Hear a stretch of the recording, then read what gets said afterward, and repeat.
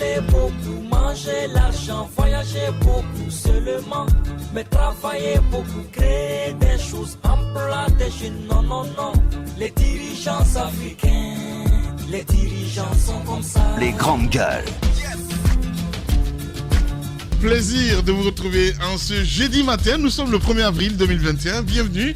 Si c'est maintenant que vous nous rejoignez sur Radio Espace, vous nous regardez également à la télévision sur Espace TV. Merci de votre fidélité, mesdames et messieurs. Cette émission a retrouvé entre autres sur nos radios partenaires, à Mamou sur Fraternité FM. Si vous nous écoutez à Farana, c'est Bambou FM évidemment qui relaye l'émission. Évidemment aussi à retrouver sous le coup de 18h sur notre radio Suite FM Guinée 99.1. Au menu, je s'intéresse à l'actualité, le trafic de drogue au centre des préoccupations en Guinée. Plusieurs saisies se font et nous comprenons aisément que toutes les drogues dures circulent désormais dans le pays. Les services spéciaux donc ont affaire avec des réseaux bien organisés, utilisant plusieurs moyens de transport et stratégies pour dissimuler donc le stupéfiant, alors que l'enquête sur la saisie de Nongo, qui a connu donc l'implication des officiers de police, n'a pas encore livré tous ses secrets. Un bateau contenant du hashish a investi donc les eaux guinéennes.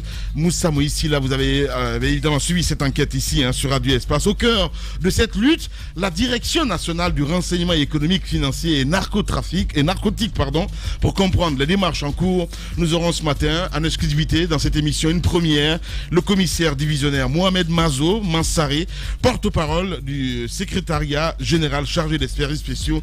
Il sera avec nous dans ce studio. La Cour pénale internationale confirme l'acquittement donc du Laurent Gbagbo et Charles Blé Goudé. L'ancien président ivoirien et l'ex-chef des jeunes patriotes étaient donc poursuivis pour des crimes commis pendant la crise post-électorale de 2011. Les deux ont toujours clamé leur innocence. Les violences post-électorales, donc pour rappel, ont fait officiellement 3000 morts, il faut le dire. Depuis 2019, Gbagbo attend de rentrer donc dans son pays. Le rejet de l'appel de la procureure contre la décision de la chambre de première instance de la Cour pénale internationale devrait désormais lui faciliter donc le retour. Les deux hommes politiques peuvent-ils enfin rentrer dans leur pays? Nous posons cette question ce matin chez les GG. Quelle est la conséquence politique de cette décision de la CPI? À suivre ce matin depuis Abidjan, Franck Anderson Kouassi, secrétaire général donc adjoint du Front populaire ivoirien, et de Fernand Dédé, éditorialiste ivoirien donc en direct d'Abidjan. Ils vont intervenir ce matin dans cette émission Les Grandes Gueules sur Radio Espace Guinée. Ils accompagnent la production et la promotion des œuvres artistiques. Ils ont toujours évolué séparément en tant que concurrents sur un même terrain. Avec le coronavirus, ils ont vu leur activité tourner au ralenti.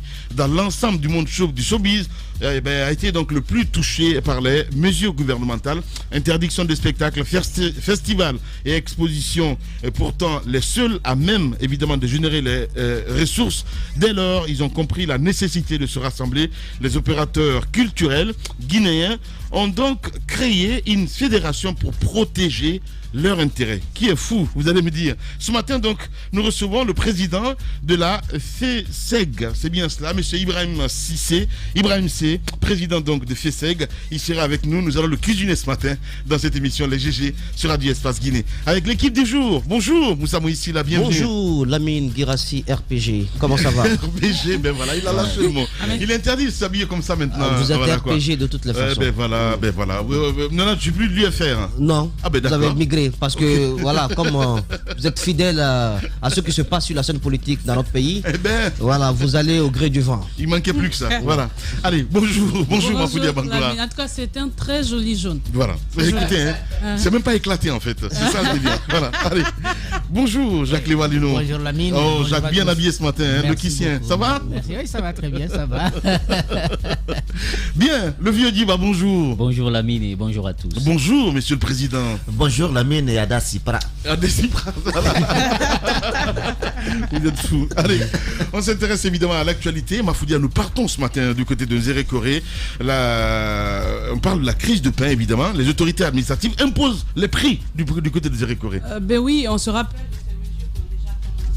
a commencé à Conakry avec les rencontres qu'il y avait eu. Ouais. Évidemment, à l'issue, on s'est entendu sur un prix. En tout cas, le leitmotiv était que quelle que soit l'augmentation du prix à l'international ou du niveau des sacs de farine, il fallait éviter qu'il y ait l'impact sur la population. Mais je crois que c'est même dans ce studio qu'on a échangé autour de l'impossibilité d'aller vers ces mesures lorsqu'il n'y a pas d'accompagnement réellement. Ouais. Alors du côté de Zérekoré, il y a évidemment eu cette crise d'abord et ensuite les boulangers et autres ont fait des pains, mais cette fois-ci le prix n'était pas le même. Si c'était vendu à 2000, 2500, ça a augmenté un peu plus, chose que les autorités n'ont pas validée parce qu'il avait été décidé que les prix soient maintenus quelle que soit la situation. Les boulangers n'entendaient pas de cette ROI. Vu que les prix ont augmenté, qu'est-ce que les autorités font cette fois? C'est d'aller sur le terrain, de les contraindre. Et en faisant quoi? C'est les autorités locales qui mobilisent les agents des forces de l'ordre qui se retrouvent dans la rue et ramassent tous les pains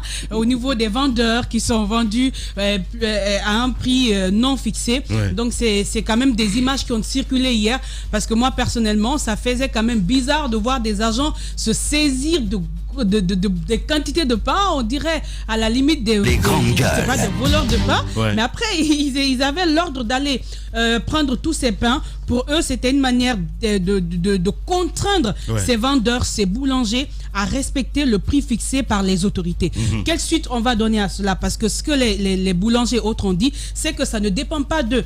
Est-ce qu'ils vont devoir vendre à perte? Ils ne sont pas prêts. Peut-être que ce dialogue, peut-être qu'il ne s'est pas élargi de ce côté, ou bien c'est parce qu'il y a l'impossibilité. Toujours est-il qu'on se retrouve aujourd'hui à vivre ce scénario quand même qui n'est pas joli à voir.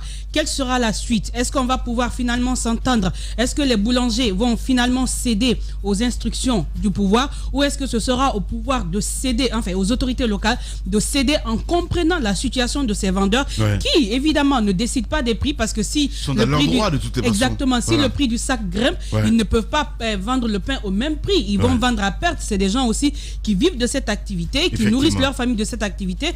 Donc peut-être ce qu'il va falloir faire à présent, c'est de s'asseoir, s'entendre. Et c'est vrai que ils l'ont l'autorité... déjà fait, hein, parce que j'ai quand même regardé un petit peu. Oui, il y a eu un protocole, mais après sur Kibaro D124 où le monsieur disait à chaque fois qu'on a des rencontres, il n'y a jamais de suite en fait. Oui, mais après on peut bien faire des dialogues, mais si à l'issue du dialogue par exemple les autorités se targuent de leur autorité et imposent des choses, il va falloir s'attendre à ce que ça ne marche pas sur le terrain, et c'est ce qui est en train d'arriver. Je pense qu'on peut bien demander à ce que du côté des boulangers il y ait des efforts, mais en même temps les autorités doivent pouvoir aussi prendre sur eux, parce que ce n'est pas de gaieté de cœur que ceux-ci aussi vont augmenter. Il y a perte, on doit pouvoir les comprendre.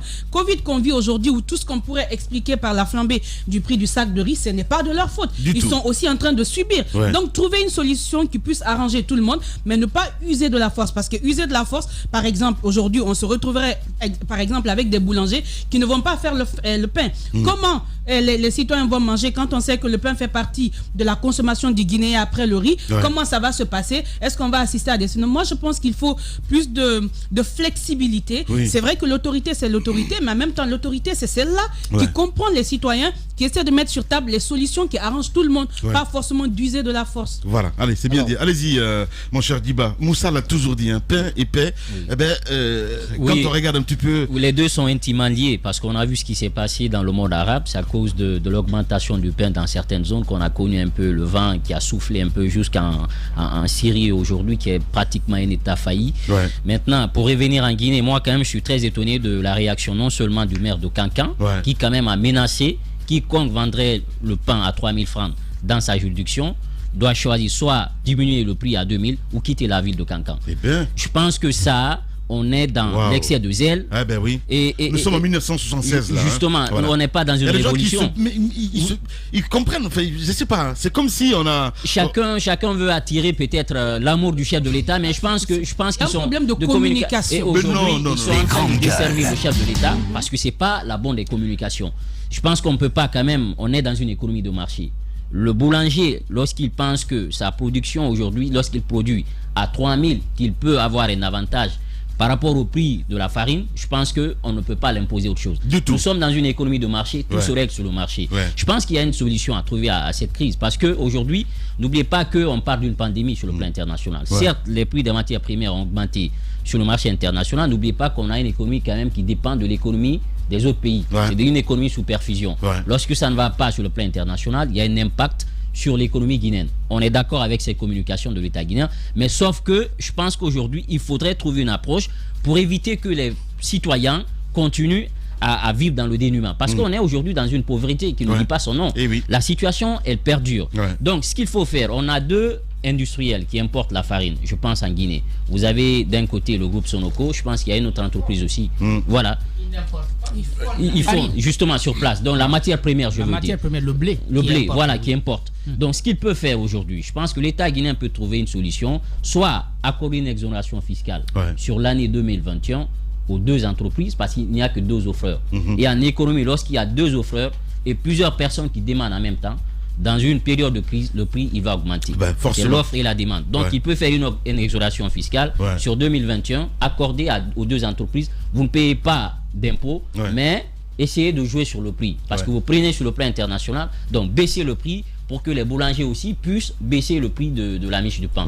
Si cela ne marche pas, eh bien que l'État aussi s'invite dans l'importation de la matière première, pour pouvoir créer quand même un surnom pour que cela se règle sur le marché. C'est l'autre alternative aussi. Maintenant, moi, l'un dans l'autre, il y a un protocole d'accord, mais une fois encore, dans une économie de marché, on ne décrète pas les prix. On n'impose pas les prix, parce que si vous imposez les prix, le lendemain, eh bien, c'est dans d'autres régions, on va connaître augmentation, parce que l'État lui-même ne maîtrise pas finalement la structure des prix. Voilà. Allez-y, Daouda Mohamed. Je crois que ce qui se passe aujourd'hui en Zérekoré, c'est un peu décevant, parce qu'on ne peut pas comprendre qu'il y ait plusieurs rencontres entre les boulangers et les autorités, qu'ils n'arrivent pas à s'accorder sur un fait. Est-ce qu'il faut s'accorder sur le prix auquel il faut vendre aujourd'hui le pain sur le marché de Zérekoré ou à Kankan, ou il faut se battre auprès des autorités haut niveau de voir comment aller avec la baisse du prix du sac de la farine. Parce que le responsable des boulangers, par exemple, des Zérekoré, qui s'est exprimé, il a dit que ceux qui prennent directement à l'usine vendent à 330 000 le sac, et ceux qui prennent à Madina vendent à 345 000 francs. Est-ce que derrière, comme on le disait, il y a eu une rencontre ici entre Big Up et ses opérateurs, est-ce qu'ils ont réussi vraiment à cerner tous les contours de cette problématique? Je me dis aujourd'hui que non, on se rend compte qu'ils n'ont pas réussi. Parce que s'ils avaient réussi, ils auraient pu quand même, avec les industriels qui sont là, qui mettent sur le marché les sacs de farine, pouvaient aussi voir à quel prix il faut mettre sur le marché, et éviter que cela joue aussi sur le poids de la baguette, parce que ça aussi c'est un aspect.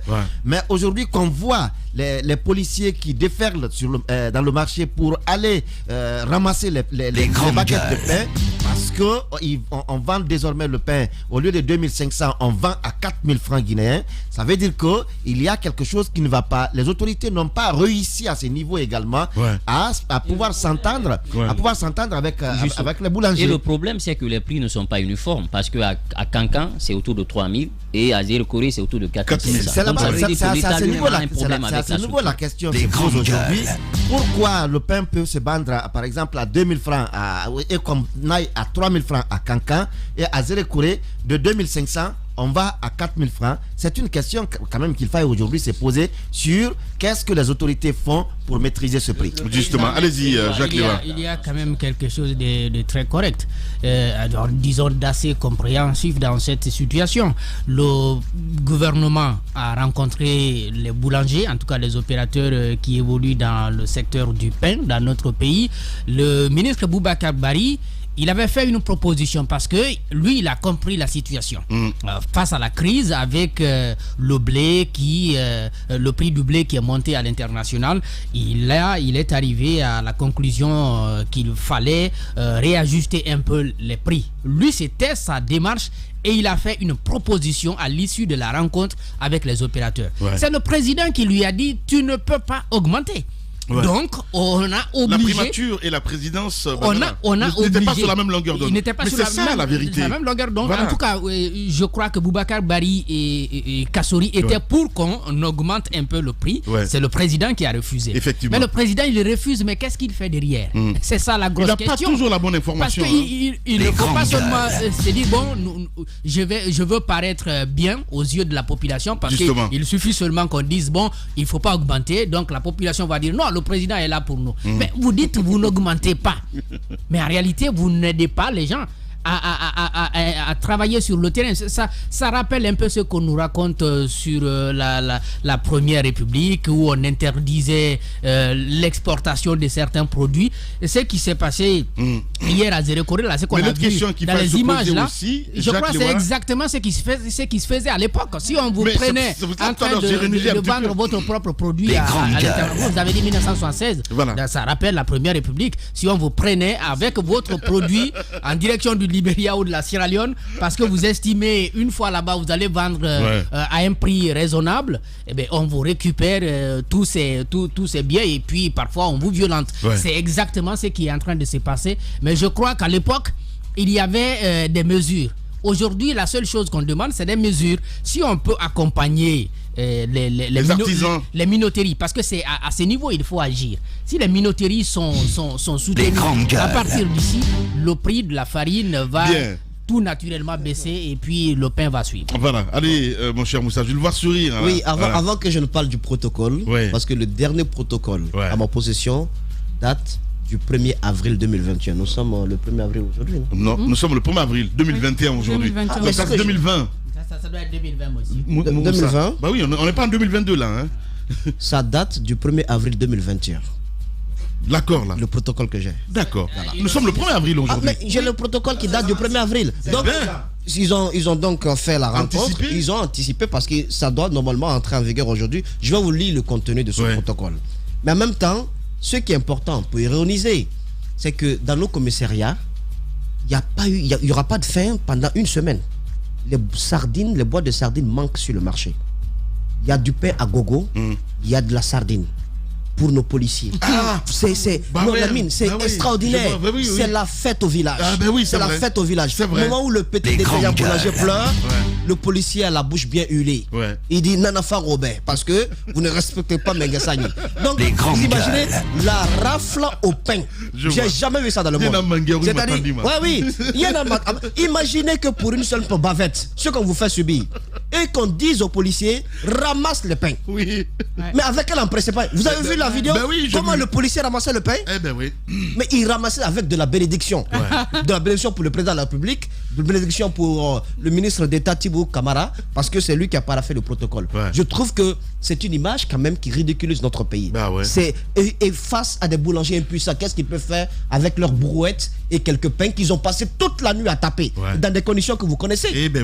Dans des conditions que vous connaissez. Donc je trouve que c'était... Quand j'ai vu ces images, j'ai dit au moins il y a une sorte de lutte contre la faim, action contre la faim dans nos différents commissariats. C'est le côté positif de cette rafle. Qu'est-ce dit ce protocole, Le protocole, donc, dûment représenté au gouvernement par M. Tibou Kamara, ministre d'État donc de l'Industrie, des petites et moyennes entreprises, et Madame Mariam Kamara, donc Mariam Sogipa, ministre du Commerce. Donc, les deux représentaient le gouvernement, en tout cas sur ce protocole. Et de l'autre côté, vous avez l'Union nationale professionnelle de boulangers et pâtissiers de Guinée, dûment représentée par Alpha Omar Sako. Vous avez la deuxième union, qui est la Coopérative nationale des boulangers et pâtissiers de Guinée, dûment représentée par Mamadou Adama Diallo. Donc, c'est eux qui représentaient le groupement là-bas. Vous avez également les sociétés, les minoteries, donc les moulins d'Afrique et les grands moulins de Conakry, dûment représentés par Mamadou Saliou Diallo et Ibrahim Taher. Donc, c'est eux qui représentaient les entreprises. Alors, l'État guinéen a donc fait le constat dans ce protocole qu'il est conscient que le prix du blé a flambé à l'international. Qu'il est conscient que dans certains pays comme la Russie plutôt, qui est un pays exportateur à l'époque, avant la Covid, du blé, qu'il y a même une taxe qui a été imposée, une taxe de plus de 137% imposée sur les blés qui doivent partir à l'exportation, histoire pour la Russie de casser tous les élans d'exportation du blé, parce que chaque pays, en période de crise, se bat pour que, sur le plan national, il n'y ait pas de rareté, il n'y ait pas de manque. Donc, pour décourager nos exportateurs, ils ont mis une taxe à l'exportation aux alentours de 137%. Vous comprenez? Oui. Donc, histoire de casser cela, ça veut dire que ça crée la rareté. Et la Chine, qui a des réserves, elle aussi, elle a mis un mécanisme en place qui a déstabilisé complètement le marché du blé à l'international. Et le gouvernement fait le constat que, à la date de signature du présent protocole, ils se sont rendus compte que le prix du blé était à $60 et devrait être maintenu dans les prochains jours. Mais qu'est-ce qui se passe? Le gouvernement, malgré tout cela, prend des engagements et envoie donc les groupements dont je viens de parler tantôt à prendre ces mêmes engagements. Le premier engagement, c'est que ils font le constat, en dépit du fait qu'ils soient conscients, le gouvernement, donc, de l'augmentation de la sous-région, le prix du blé qui est aux alentours de 350 000, 335 000 francs guinéens du côté de la Côte d'Ivoire et du Sénégal. Ils demandent de maintenir le prix actuel en cours qui est de 4 000 francs guinéens, donc la baguette. 4 000 francs guinéens la baguette double et de 2 000 francs la baguette simple. Donc le gouvernement demande à ce que ces prix-là soient maintenus. Vous vendez à 4 000 la baguette et la baguette double, et à 2 000 francs la baguette simple. Donc ils correspondent donc au prix de sac de 50 kg qui ne va pas dépasser 300 000 francs guinéens, déterminé au moment où le coût de revient à l'état actuel est de $330 le sac de la farine normalement. C'est-à-dire quand on calcule tous les frais, normalement le sac de 50 kg doit coûter $330. Oui. Voilà. Mais le gouvernement, dans ce protocole, impose que le prix de le sac de 50 kg ne dépasse pas, en tout cas pour les 3 prochains mois, parce que le protocole porte sur celui-là, pour les 3 prochains mois, que ce prix n'excède pas 300 000 francs guinéens. Ça veut dire que déjà, on se rend compte que les différentes usines produisent à perte. Ouais. On se rend bien compte de cela. Et les boulangers vont demander une sorte... Bon, en tout cas, les boulangers vont, j'imagine, les industriels et les boulangers vont demander à l'État quand même quelques moyens d'accompagnement. Mais vous verrez que les moyens d'accompagnement sont très faibles. Vous avez des engagements que le gouvernement prend. L'engagement qu'il prend en termes d'acquisition de pétrole moderne en vue de semi-moderniser les boulangeries, ça c'est un peu les engagements que l'État prend. L'État s'engage à la facilitation du transport de bois de chauffe pour la région spéciale de Conakry. L'État s'engage à la facilitation du transport de la farine pour les régions de l'intérieur du pays, notamment les tracasseries policières sur la route avec les camions qui transportent le blé.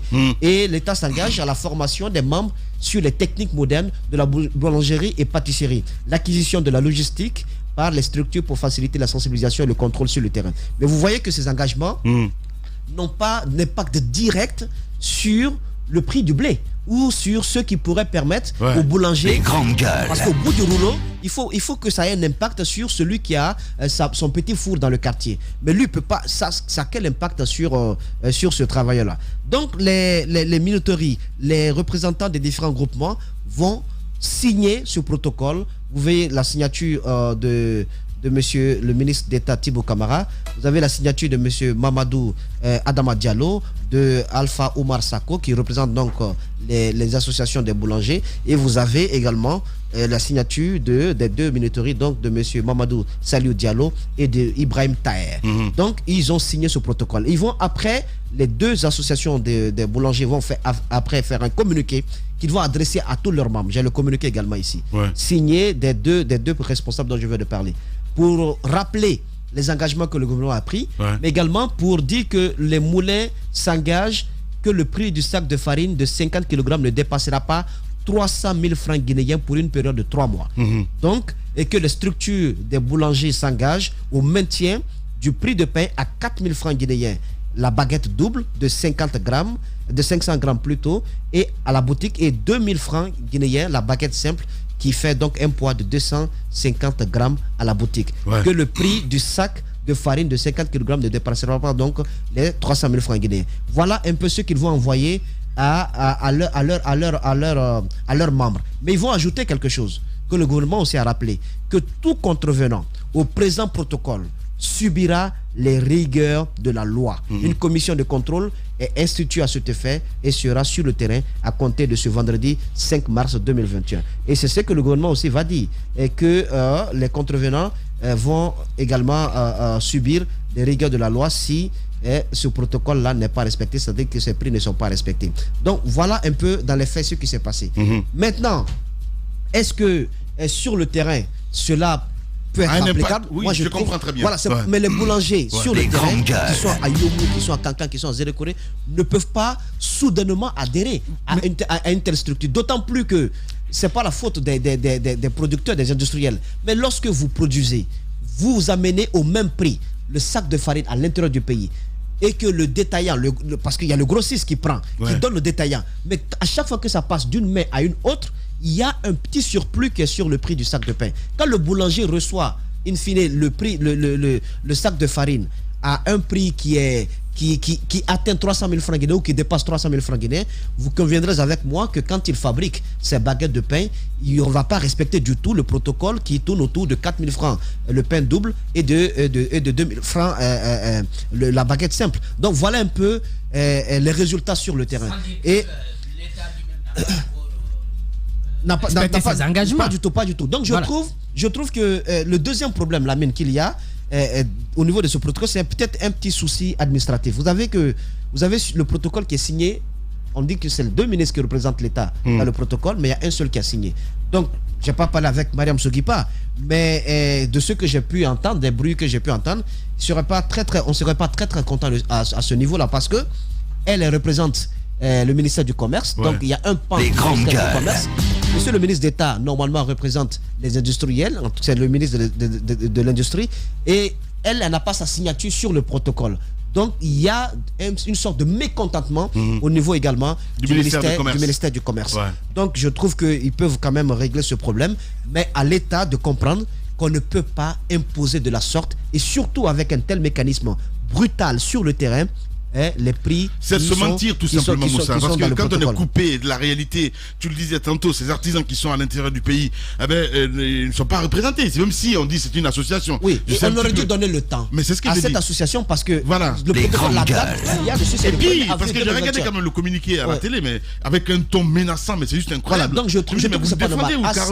À cette allure, soit le gouvernement trouve des aménagements au niveau des prix, parce que vous faites venir vos bateaux. Il y a des pays arabes qui le font au niveau de l'Afrique, comme l'Égypte. C'est eux qui importent. Ils viennent avec le blé et puis ils donnent. Donc, soit l'État met la main à la poche, importe les bateaux de blé, et ensuite les minoteries les achètent ici à un prix qui soit raisonnable, afin qu'on puisse vendre des baguettes à 4 000 et à 2 000 francs guinéens, ou bien l'État construit lui-même les boulangeries, recrute des boulangers et les font travailler. Déjà vu ça, Moussa, quand même, ne sont pas dus par ce point quand même. Je le dis pourquoi. Boulangerie mobile. Je le dis pourquoi. À cette allure, non, la boulangerie mobile, c'est un projet mordé. D'ailleurs, tu me rappelles, parce que hier, il y a près d'une trentaine de personnes. Je sais que c'est le chef de l'État qui est derrière tout cela, parce que lui, il n'aime pas du tout les crises. Quand il y a une crise, s'il ne te casse pas, il va te créer un concurrent pour te casser. Donc, il y a que... Mais les autres, nos potes sont dans la boulangerie depuis les années, depuis Mathusalem. Eux, même quand ils dorment, ils pensent pas. Ils savent comment taper ça rapidement. Donc, on ne peut pas les concurrencer. Quoi que l'on fasse, je pense qu'on ne peut pas casser cette économie-là. Et d'ailleurs, ça m'amène à ce que l'État interpelle le maire de Kankan. Ce sont des personnes de ce genre qui créent des troubles dans le pays. Il tient des propos dont il ne mesure pas l'ampleur, dont il ne sait même pas qu'est-ce qu'il vient de dire. Quand on est autant zélé, on peut souffler sur de la braise et créer une sorte de soulèvement. C'est pas normal, et surtout en ce moment, on n'en a pas besoin. On parle de pain, on ne parle pas de complot. C'est faux, il n'y a pas de complot. On parle de pain, de réguler le prix du pain. S'il a envie parce qu'il sait dans quel ballon il est en train de taper. C'est un ballon dont l'écho plaît bien du côté de Sékou-Touré. C'est pourquoi il le fait. Mais sinon, le constat est bien clair. On parle de pain. Toi, tu parles de complot. Mais on est où? Malheureusement. Mais non, mais c'est la République des complots. Je suis désolé. Allez-y, Mafoudia Bangoura. Justement, quand on parle de ces boulangers, moi, il y a quelque chose qui m'intrigue quand même. C'est bien beau de vouloir parler des projets. Déjà, le président nous a promis pas mal de choses dans ce domaine. Mais en même temps, je pense qu'on est face à une crise. Il ne faut pas aller loin. Ça fait des années qu'on vit avec ces boulangers dits non modernes. Ce sont les tapalapala que toute la Guinée mange. Je pense que s'il y a des problèmes, il va falloir résoudre avec ça. avoir des boulangers aujourd'hui, il y a ce communiqué dont Moïse parle qui normalement rentre en vigueur aujourd'hui, mais quelle est l'étendue de la communication? Est-ce que sur tout le territoire, les boulangers et représentés savent quel prix il faut maintenir? Et quand on prend, supposons que ce prix rentre en vigueur aujourd'hui, normalement la première personnalité à être au courant de cette augmentation, c'est par exemple ces autorités, un peu partout. Ouais. Et savoir que du côté de Zéré Koré, au moment où on dit que ce communiqué rentre en vigueur, lui, il contraint les boulangers à baisser les prix, ce qui veut dire que lui-même, il n'est pas en accord avec la conclusion qui a été tirée de l'accord entre le ministre Thibou, Mariam et les responsables des boulangers. Des grandes gueules. Et dans ça, au-delà de prendre les pains de ces boulangers, on les arrête. Ouais. Il y a eu des arrestations. Je pense qu'il faut que les gens arrêtent. Il y a cette conformisation qu'on demande aux Guinéens, mais en même temps, je pense que les représentants de l'autorité sont ceux-là qui sont censés voir de très près, se rassurer avant de prendre des actes sur le terrain. C'est ce qui n'est pas arrivé. Que ceux qui sont arrêtés déjà, qu'on les libère, parce qu'ils n'ont fait rien de mal. Si la loi doit être respectée, c'est à eux de garantir les autorités. Merci beaucoup, Mafoudi. Allez-y, Jacques, s'il vous plaît. Je voudrais dire deux choses. D'abord, le protocole, c'est bien beau. Encore une fois, ce n'est pas le premier qu'on a vu pour soulager un peu les consommateurs, mais toujours le bas blesse du côté du gouvernement, parce que c'est lui qui ne remplit pas, n'est-ce pas, ses engagements. Ouais. Je crois que après, au-delà du lapsus qu'on a pu entendre, parce que si c'est pas le 1er avril, c'est peut-être à mars, au début mars, qu'ils ont fait la rencontre et ils ont pris ces décisions. Il y avait suffisamment de temps, évidemment, pour communiquer. Cette rencontre a eu lieu rapidement, après celle de Big Up. Après celle de Big Up. Ouais. Donc, il fallait procéder non seulement à la communication, mais surtout faire en sorte que les actions de l'État puissent avoir de l'impact sur l'activité. Vulgariser les messages, c'est sur important. L'activité du boulanger. Ouais. Parce que si vous dites, on a quand même pris l'engagement. Ça date du 1er mars 2021. 1er mars 2021. Bien. Donc, vous prenez ces engagements-là. Il y a ce que l'État a dit. On va faciliter le transport, on va lutter contre les tracasseries policières. Est-ce que aujourd'hui on a fait une évaluation pour s'assurer que ce sont des faits qui sont constatables sur le terrain? Je pense que non. Ouais, donc ça c'est la première des choses. Et puis la seconde des choses, moi je crois qu'il faut qu'à un moment donné que le président de la République et toute son équipe choisissent une option économique. On peut pas ne pas savoir ce qu'on a envie de faire. Est-ce qu'on veut être l'État interventionniste, ou alors on veut être un État qui fait la promotion du libéralisme tout court? Parce que si c'est le libéralisme, je crois que tout ce qu'on est en train d'entendre là, c'est vraiment contraire. C'est assez contradictoire. Si c'est de l'interventionnisme qu'on veut faire, que l'État s'invite véritablement dans l'achat au moins du blé, ça il peut le faire pour envoyer. Voilà. Et je crois que ça peut aider, n'est-ce pas, les minoteries. Oui, allez-y, mon cher Diba. Oui, sur la question, je pense que on n'est pas dans l'état providentiel, parce que l'État ne prend pas tout en charge. Mais je pense qu'aujourd'hui, dans un contexte... On habitue un petit peu les Guinéens aux subventions. Oui, mais je pense que dans une situation exceptionnelle, mais Lamine, dans une situation exceptionnelle, je te vois venir. Dans une situation exceptionnelle, exceptionnelle, il faut des mesures exceptionnelles. Regardez aujourd'hui les États-Unis qui font quand même une subvention de près de 2 milliards de dollars. Tous les États sont dans cette optique aujourd'hui. Je pense que sur les denrées de première nécessité telles que le pain, je pense que l'État devrait continuer la subvention pour la période de 2021.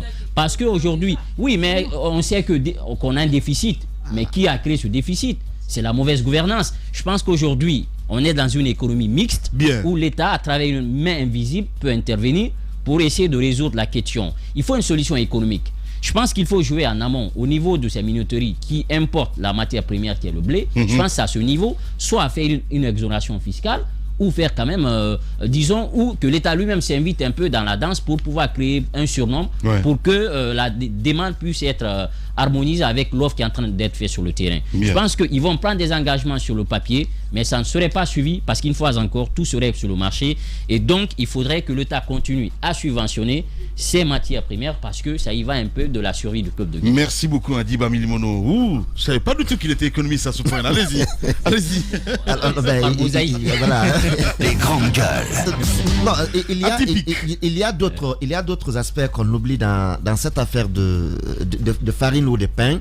C'est vrai aujourd'hui qu'on veuille qu'il y ait une suite de subventions autour des matières premières, mais de l'autre côté, quand le blé il est à Conakry, il est transformé en farine à Conakry, ce n'est pas par hélico ou par avion qu'on transporte jusqu'à Zélékoré.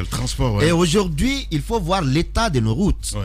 Si avec une route bien faite, vous pouvez circuler avec moins de carburant et avec moins de temps, aujourd'hui, ce n'est pas le cas.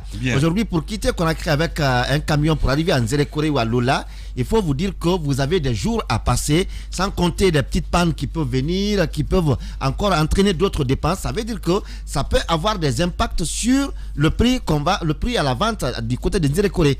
Et aujourd'hui, je crois que, vous savez, nous sommes un pays aujourd'hui qui se dit être dans le libéralisme, dans le capitalisme, mais l'esprit, il reste et demeure encore communiste et socialiste.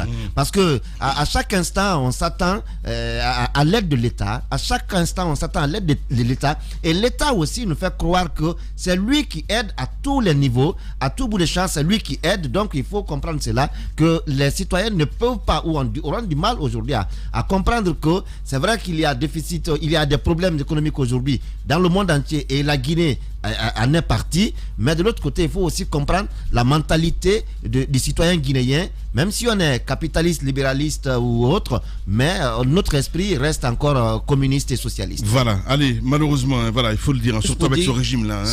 Si l'État souhaite vraiment être cohérent sur toute la ligne, je pense que le gouvernement doit renoncer à tout ce qui est redevance liée à l'importation. C'est populiste, c'est ce que tu dis, Moussa. Non, je suis désolé, mais non. Non, tout ce qui est taxe, tout ce qui est impôt relatif donc à l'importation du blé, que l'État y renonce. S'il renonce à cela, vous verrez que le coût de production du sac de 50 kg va baisser et ça va permettre donc aux minoteries de vendre le sac moins cher et donc aux boulangers de vendre les baguettes de pain moins cher. Je pense que l'État peut le faire. Vous renoncez complètement à tout. Zéro taxe sur l'importation de blé. Parce que le bateau là, c'est pas pour Taillère, c'est pas pour Sonoko. Le bateau de blé qui vient, ça quitte quel pays? Le coût du transport et tout ça. Les différents facteurs qui rentrent dans le coût de production sont plus lourds en Guinée qu'ailleurs. Où il y a quand même un certain accompagnement. Je trouve qu'il faut que le gouvernement soit cohérent sur toute la ligne.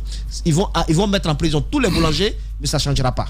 Bien, allez, vous êtes chez les GG. Vivez une fête sensationnelle, mortelle, exceptionnelle. Multidimensionnelle peut-être? Non, désolé. Ah, d'accord. Ce modèle d'annonce, il n'y a que Adafo Média pour le faire. Pour toute information, contactez-nous 628 06 06 60. Adafo Média. Et si vous commenciez maintenant? Show qui parle de vous tous les matins sur Radio Espace, mais aussi sur Espace TV. Continuez à réagir, les contacts s'affichent juste en bas de l'écran. Dans moins d'un quart d'heure, évidemment, je m'occuperai de vos réactions sur le 657 39 13 13 avec plaisir. À la une, on s'intéresse à l'actualité, le trafic de drogue au centre des préoccupations. En Guinée, plusieurs saisies se font et nous comprenons aisément que toutes les drogues dures, circulent désormais dans le pays. Les services spéciaux ont affaire avec des réseaux bien organisés, utilisant plusieurs moyens de transport et stratégies pour dissimuler donc le stupéfiant. Alors que l'enquête sur la saisie de Nongo, qui a connu donc l'implication des officiers de police, n'a pas encore livré tous ses secrets. Un bateau contenant du hashish donc a investi les eaux guinéennes. Au cœur de cette lutte, la Direction nationale du renseignement économique, financier et narcotique. Pour comprendre évidemment les démarches en cours, nous allons essayer d'inviter ce matin, mesdames et messieurs, dans ce studio, Mohamed Mazo Mansaré. Il est le porte-parole donc des réseaux spéciaux, des services spéciaux, donc il sera avec nous dans cette émission ce matin. Et puis un peu plus tard, nous allons faire un saut aussi du côté de la Côte d'Ivoire.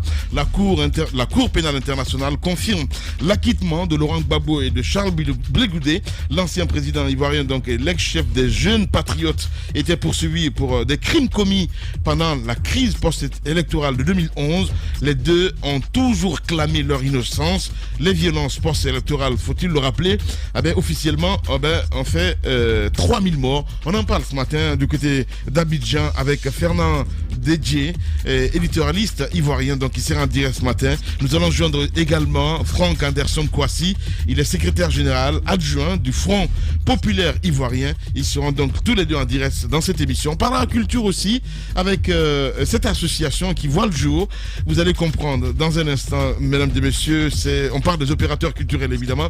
Nous parlons de FESEG ce matin et Ibrahim Cissé, alias Ibrahim C, il sera avec nous dans la deuxième partie de cette émission. Et cette annonce du ministère de la Santé, mon cher Jacques Lewalino. C'est par rapport au vaccin AstraZeneca. Il y a un lot qui est arrivé le 29 mars, donc il n'y a pas longtemps, et on se rend compte derrière à travers l'Union africaine qui aurait obtenu un message je crois de l'université d'Oxford que la date de péremption qui est marquée sur le lot qui a été envoyé, donc sur les doses qui ont été envoyées, c'était le 13 avril, donc c'est très court. Et derrière on informe que le fabricant a modifié, n'est-ce pas, la date, donc il s'est rendu compte qu'il s'était trompé selon, n'est-ce pas, l'information qu'on a transmis du côté de l'Union africaine et qui est finalement parvenue du côté de la Guinée. On a entendu le ministère de la Santé essayer de rassurer un peu les candidats au vaccin qu'il n'y a pas d'effet indésirable et qu'il y a une unité de pharmacovigilance qui a été mise en place pour veiller un peu aux effets secondaires. Entre-temps, on essaye de rassurer avec quelques chiffres sur, je crois, le nombre de personnes déjà vaccinées. Je crois une vingtaine a pu, n'est-ce pas, connaître, n'est-ce pas, des effets secondaires.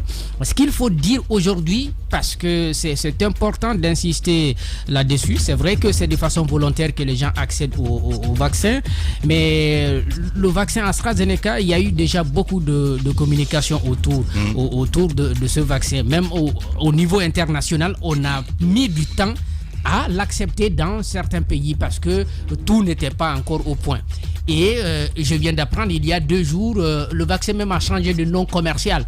De AstraZeneca, c'est maintenant pas Vaxvia, quelque chose comme ça.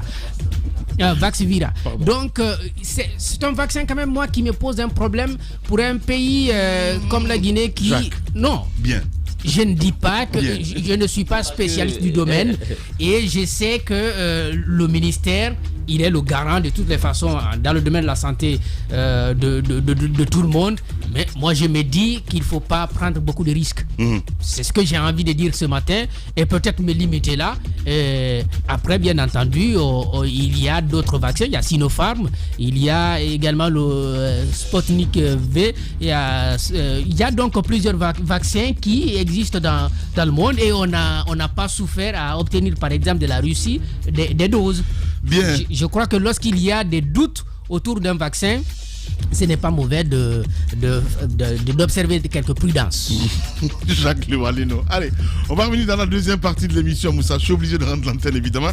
Et on parlera, entre autres, politique ce matin du côté d'Abidjan. Nous allons joindre, évidemment, monsieur Fernand Dédé. Il est éditorialiste donc, du côté de la Côte d'Ivoire.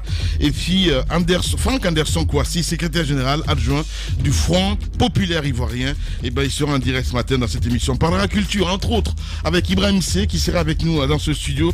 Et puis, inspecteur Colombo, il sera face à face ce matin avec les enquêteurs. On parlera drogue ce matin, mesdames et messieurs, juste à 10h10 exactement.